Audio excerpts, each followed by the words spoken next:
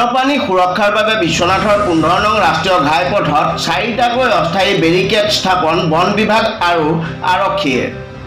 ব্ৰহ্মপুত্ৰ নৈত বাঢ়নি পানীৰ ফলত ৰাষ্ট্ৰীয় উদ্যান কাজিৰঙাৰ পৰা খাদ্যৰ সন্ধানত অথবা নিৰাপদ স্থান বিচাৰি ওলাই আহিছে বিভিন্ন বন্যপ্ৰাণী জনাঞ্চলত। তাৰ সমান্তৰালকৈ বিশ্বনাথ জিলাৰ বিহালীতো ওলাই আহিছে বিভিন্ন বন্যপ্ৰাণী। বনৰীয়া হাতী, বাঘ, পহু, কেটলা পহু, বনৰীয়া গাহৰি ইত্যাদি এতিয়া আশ্ৰয় গ্ৰহণ কৰিছে বিহালীৰ বিভিন্ন গাঁৱত।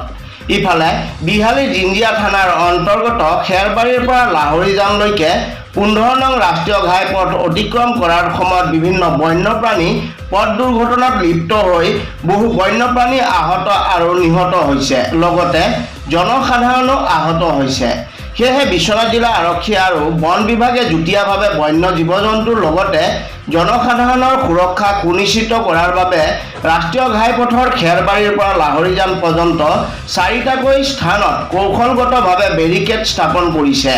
বিশ্বনাথ আৰক্ষী আৰু বন বিভাগে এই পথৰ যাত্ৰা কৰা সকলো মটৰচাইকেল আৰোহীক গতিসীমা মানি চলি বেৰিকেডত গতি কমাবলৈ আহ্বান জনাইছে।